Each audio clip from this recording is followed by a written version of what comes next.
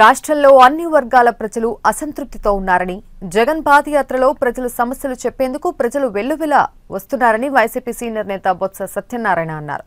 జగన్ కు లభిస్తున్న ఆదరణ చూసి ఓర్వలేకే మంత్రులు అవమానకరంగా మాట్లాడుతున్నారని బొత్స అన్నారు.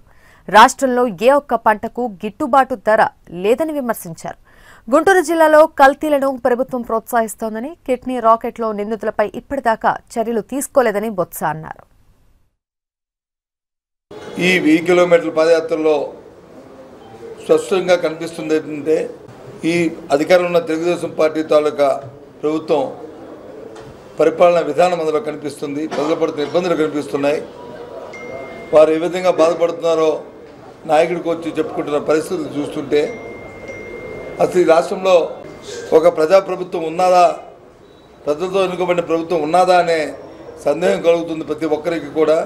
మా నాయకులు జగన్మోహన్ రెడ్డి గారి తాలూకు ఆదేశానుసారం రాష్ట్ర పార్టీ తీసుకున్న నిర్ణయం ప్రకారం అన్ని జిల్లాల్లోనూ కూడా బూత్ లెవెల్ కన్వీనర్స్, అంటే బూత్ కమిటీ కన్వీనర్లు ఎవరు ఉంటారో వాళ్ళందరికీ కూడా శిక్షణ తరగతి పెట్టాలనేది ఒక నిర్ణయం తీసుకున్నాం. ఇప్పటికీ విశాఖపట్నం జిల్లాలో పూర్తయింది.